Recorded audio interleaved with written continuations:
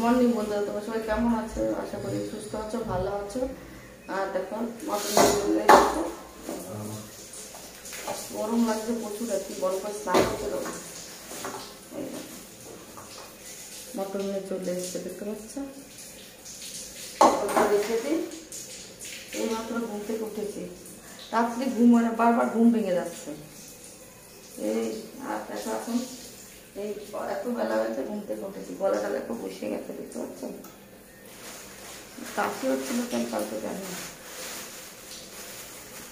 তো চানটা করবো, তারপরে সব কাছে প্রচুর গরম লাগতো, মাথা উঠে স্নান করে মটন টাটন ধুতে হবে। বাসন টাসন সব মাজা রেডি। এই দেখো চিন্তা পরিষ্কার সব। চাটা বানাবো, চা খাবো।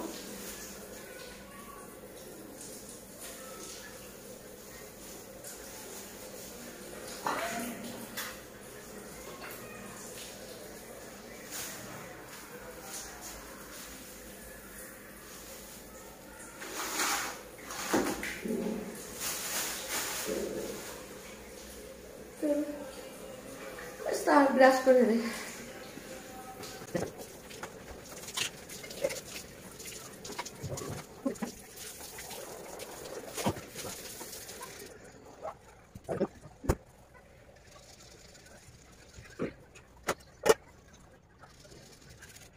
আমি স্নান টান করে চলে এসেছি, এখন চাটা বানিয়ে তারপরে মটনটা দিতে যাবো। স্নান টান করে আসি, চাটা বানিয়ে চাটা খেয়ে আগে, খুব গরম পড়েছে, আগে স্নান করার দরকার। ঘুম থেকে উঠে আগে স্নান করে নিয়েছি, এত গরম পড়েছে আর পাচ্ছে না। রাতে তো সব এসির তলে, এসির মধ্যে ঘুমোই তো ঘুমটা ভালোই হয়। যখন বাইরে উঠি তখন টিফিন বানাতে 4:30টার সময় আমার শরীর আর চলে না, তখন আমাকে স্নান করে নিই। দেখো স্নান টান করে এসে এখন আমি দেখো চা বানাচ্ছি। দেখো রেড করছি, তোমার দাদাভাই চলে এসে। তোমার দাদাভাই এসে ট্যাঙ্কির সেই মুখটা কী হয়েছে জানো, কি তুফান এসেছিল, ট্যাঙ্কির মুখ উড়ে কোথায় চলে গেছে আমি জানি না, একদম খুঁজেছি পাইনি। দেখো আমি কত নিঝুম করে চা বানাচ্ছি, পানি তাকিয়ে আছি। কি বলতো, অনেক চিন্তা ভাবনা থাকে তো, সকাল সকাল উঠে স্নান করেছে, মনটা খুব ভালো লাগছে। আর ওটা চাটা দিলে চাটা মশলা করা হয়ে গেছে,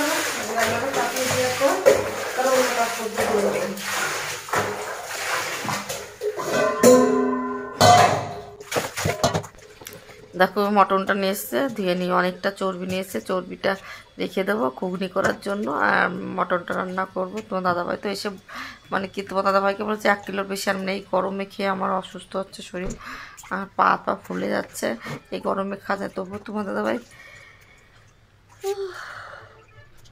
গেলে আর মটন না দেখে না খেয়ে থাকতেই, মানে বেশি করে না আনলে ওনার মনটাই ভরে না, ওই জন্য বেশি করে নিয়ে এসছে। এখন আমি ধুয়ে নিচ্ছি। মটনটা খুব সুন্দর পরিষ্কার করে দেয় যেন, তাই একদম ফ্রেশ মাল দেয়, খেতে খুব ভালোও লাগে, এত সুন্দর গলে। আমাদের তো প্রতি রবিবারেই যাচ্ছে, 2-3 রবিবারেরও বেশি যাচ্ছে।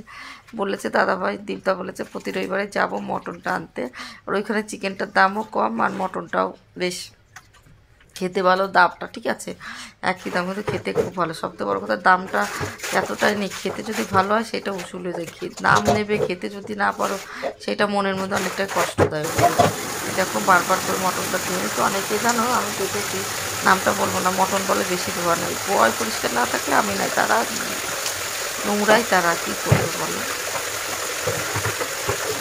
দেখো এবার গামলিটার মধ্যে ধুয়েছিলাম, ওই জন্য গামলিটা মেজে নিয়েছি, গন্ধ আসে না একটা মটনটা। এবার দেখো জামা কাপড়গুলো কেচে নিয়ে একবারে সব করে উঠবো। আমার কিন্তু স্নান হয়ে গেছে, তবু কাজ করি না, আমার যেদিন কাজ করতে ইচ্ছে করে ফটাফট কাজটা, রোজ রেগুলার জামা প্যান্ট কাচা, কিন্তু দেখো রেগুলার কেচে নিয়ে ভিজিয়ে রেখে দিয়েছিলাম। সব কাজ করার পর ভেবেছে এবার আমি কাপড় কেচে রেখে দিয়ে দেবো, জলটা চড়ছিল তো আমি রান্না টান্না করে তখন কাপড় ভিজিয়ে দেবো, আর আমার নিচে যে উঠলার পর জলটা পড়বে না। আমার ছেলে জানিয়ে পনেরোবার জানিয়েগুলো একটু সাবানের না ডললে হয় না। আর আমি সাপটা ভালো সাপটা ব্যবহার করি, ধুয়ে গেছি সার্ফ এক্সেল নাকি, সার্ফ এক্সেল চাই নীল কালারের, ওইটাই আমি ব্যবহার করি। আমি ভালো সাবান ব্যবহার করি না। জামা প্যান্ট তো কী বলতো গায়ে দিতে হয়, কুকুরে টুকরো হয় তো ভীষণ ভয় লাগে। আর বেশি একটা জামা প্যান্ট নেই, বেশি নিচে ওই জন্য ফটাফট করে। আর দেখো নাইটিগুলো না নিচে একটু কেমন হয়ে যায়, নাইটিগুলো নিচে প্রতিদিন বলতে হয় মই দিয়ে, তারপর জামা কাপড়গুলো কাঁচা কমপ্লিট হয়ে গেলে ওটা ধুয়ে রেখে দেবো। তারপরে যে রান্না চাপিয়ে দেবো। এই জলটা ঝুঁকিয়ে তোমার রান্নাটাও হয়ে যাবে কমপ্লিট। তারপর রান্না টান্না করে খাওয়া দাওয়ার পরে দিয়ে দেবো, ও জামা কাপড়গুলো দিয়ে দেবো, তারপরে ঘুমিয়ে পড়বো। কাজ করতে বসলে আমি একভাবে করি, কিন্তু আমার মাজা পায়ে তার যন্ত্রণা আমি পাচ্ছি না, এত কষ্ট পাচ্ছি পায়ের যন্ত্রণায়। এখনও রান্না করি না, এখন রান্না টান্না করতে যাবো, শরীর খুব খারাপ লাগছে। তাও যে এডিটটা করেছে সব কাজ সারি, যন্ত্রণা খাচ্ছে না, ওষুধটা খেয়েছে না একটু কম হচ্ছে। তারপরে ভেবেছি যে রান্না করব।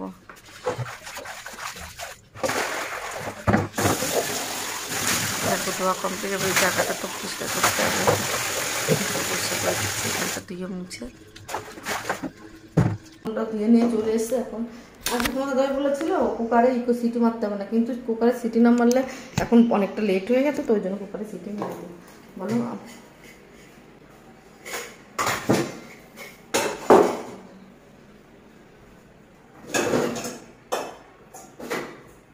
দেখো 1.5 কিলো রান্না করবো না, একটু রেখে দেবো।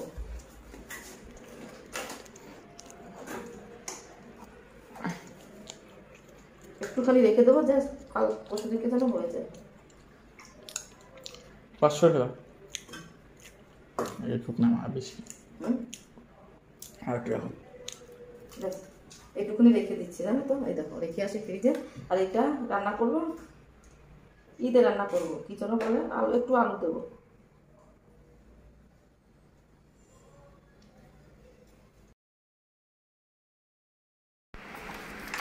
এখন কী বলো তো, মটনটা আমি একটুখানি রেখে দিচ্ছি, আর একটু চর্বি রেখে দিচ্ছি খাসির মাংস করার জন্য।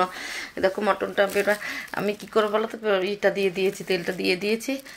এবার সব গরম মশলা টশলা একটু দারচিনি টেনে সবটা দিয়ে একটু মটনটা আগে সিদ্ধ করে নেব। সিটি না দিলে না ভালো লাগবে না মটনটা। একটুখানি আগে, অনেকে আগে কষিয়ে সিটি দেয়, আমি আগে সিটি দিয়ে কষিয়ে নিই, যার যেটা ইচ্ছা ভাই সে। আর সে এমনি করলে অনেকটা টাইম তোমার দাদাভাইকে অনেকটা বড় বড় পিস করে নিয়ে আসে আমাদের। আমি বলেছি 1.5 কিলো খুব বড় বড় পিস করে আনতেই বলেছি। দেখো লঙ্কাগুলি এখন করে নিচ্ছি, মশলা করবো ওই জন্য গুছিয়ে নিচ্ছি মশলাও। তার সঙ্গে সঙ্গে এত গরম পড়ছে যে এডিট করবে তুমি পাংখা বন্ধ করে পারবে না, প্রচণ্ড আরে গরম পড়ছে। জানি না এই গরম কবে যাবে, আর আমার ছেলে যা কষ্ট পাচ্ছে। দেখো পেঁয়াজটাও কেটে নিচ্ছি, পেঁয়াজটা দেবো তো ফোড়নে দেবো। ফোড়নে দিয়ে হচ্ছে আগে পেঁয়াজ কেটে নিয়েছিলাম, আবার পেঁয়াজটা কেটে দিচ্ছি যে একটু আবার যখন রান্না করব তখন দিতে হবে তো ফোড়নে, ওই জন্য। দেখো একটু লবণ আর হলুদ দিয়ে ভালো করে কষিয়ে নিয়ে তবে জল দিয়ে সিটি দিয়ে দেবো, 2-3টে যা পারে দিয়ে দেবো। দেখো কষানো কমপ্লিট হয়ে গেছে। আগের দিন না মটনটা পুরো ধরে গেছিলো, কী বলবো তোমার দাদাভাই খুব কষ্ট পেয়েছে, 1.5 কিলো একটু ধরে গেছে। ধরলে একটা গন্ধ বিশ্রী করে না, সেই গন্ধ করছিল। আর তোমার দাদাভাই বলছিল যে এত টাকার মটন তুমি কী করে। দেখো এবার আমি কালকে গরম মশলা করে রেখে দিয়েছিলাম, বাড়িতে গরম মশলা করি, তার ডাব্বায় ভরতে ভুলে গেছিলাম আজকে। এখন দেখো ডাব্বাটায় ভরে নিয়েছি, কেন মশলাটা করতে হবে তো ওই জন্য। আর আমার একটা বাটি কিনতেই হবে। মটনটা হয়ে গেছে, দেখো সিটি মেরে রেখে দিয়েছি, সিটিটা খুলে ওদের ভাতও চাপিয়ে দিয়েছি। এখন আর কিছু কোনো রাতে আবার পাবদা মাছ করে দেবো। এখন এটাতে খেয়ে যাবো, আজকে একটু বড়দায় যাবো, সেটা তোদের সঙ্গে শেয়ার করবো। চলো ঘরটা ছাদ দিই। দেখো বন্ধুরা বিছানা চাদরগুলো পাল্টিয়ে নিয়ে ওই ঘরগুলো পাল্টিয়ে নিয়েছি।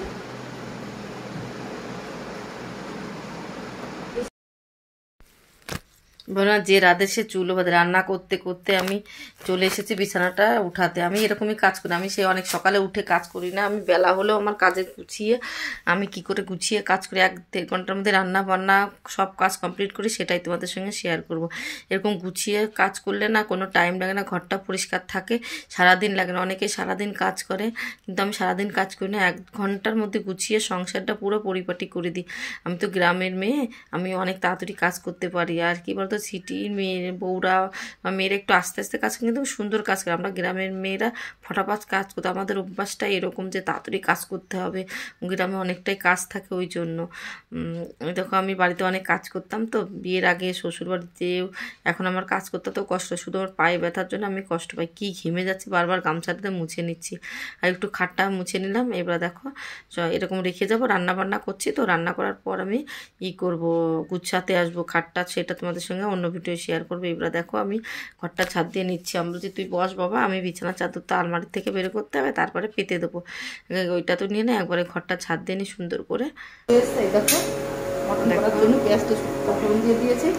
দেখো মটনটা হয়ে গেল প্রায়, জলটা দিয়ে একটু জ্বালিয়ে নেবো, ব্যাস কমপ্লিট। দেখো কষা হয়ে গেছে, দেখতে পাচ্ছ কত সুন্দর কালারটা এসেছে। রবিবার হলেই 1.5 কিলো মটন। এটা আমাদের বাড়ির হয়ে গেছে।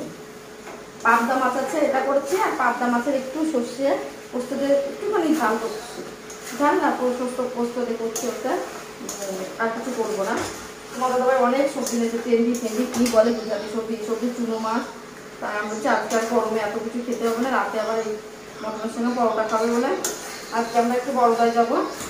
দুটো কারণে হয়তো আমাদের গাড়ি কেনার জন্য যেতে পারি, মানে দেখছি এখনও সঠিক না কিনবো কিনা, আর শপিং করতে যাবো।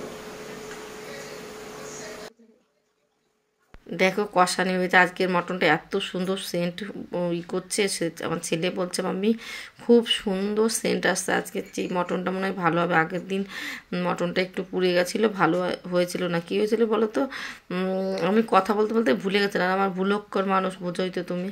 দেখো মটনটা কষিয়ে এবার যে এটা ছিল গ্রেভিটা, মানে জলটা, সেইটা আমি দিয়ে দিচ্ছি। এই জলটা দিলে এত সুন্দর টেস্টটা, এবার শুধু ফোটাতে হবে। আর পুরো ছোটো ওইটা আসে, গ্যাসটা এবার বড়োটাই নিচ্ছি, তাড়াতাড়ি হয়ে যায়, খিদেও পেয়ে যাচ্ছে।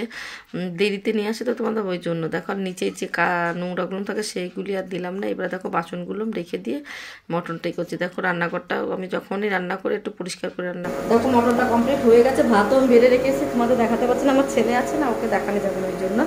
চলো ভাতটা খেয়ে নিই, লেবু কেটে দিয়ে এসছি, সব দিয়ে এসছি। চলো সবজিটা নিয়ে যাই, খেতে বসে।